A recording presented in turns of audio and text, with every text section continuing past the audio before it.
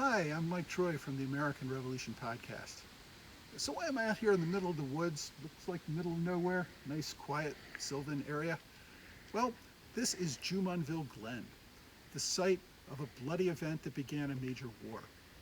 In 1754, the French and the Virginians were fighting over all the Ohio territories. The French were coming down from Lake Erie, the Virginians moving up from places like Alexandria and Winchester, Virginia, into this area, both claiming the same space. In 1754, a young colonel named George Washington brought a group of Virginia militia and allied Indians up to this region in order to prevent the French from building Fort Duquesne on the site of current Pittsburgh. Now, this glen is about 30 or 40 miles south of Pittsburgh.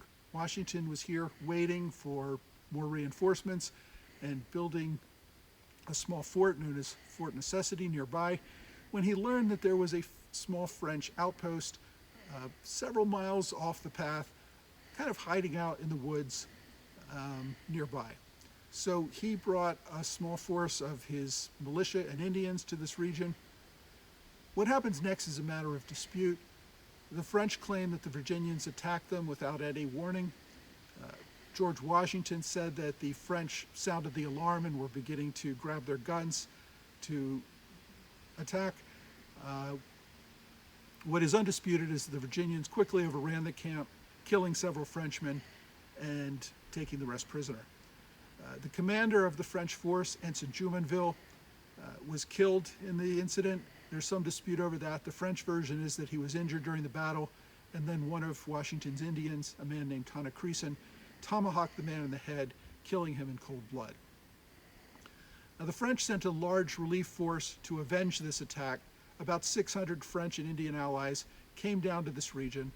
Washington had retreated nearby to Fort Necessity, which was really just a small defensive position in a big field. I did another video on Fort Necessity if you want to see the details about that. But there he was forced to surrender and sign a confession where he confessed to assassinating Jumonville. Washington later said he didn't understand the translation and thought he was just saying he was responsible for the death of Jumonville. In any event, his written confession was taken back to Europe. The French there used it as casus belli to start what we know in America as the French and Indian War, a full-scale war over this region. That war also rolled over into Europe and was known there as the 7 Years' War. This was a major world war that all started right here in this sylvan glen known as Jumonville Glen. If you'd like to learn more about this event or other events related to the American Revolution, please listen to the American Revolution podcasts. There are videos available here on YouTube, and you can also subscribe to the American Revolution podcast wherever you subscribe to your favorite podcasts.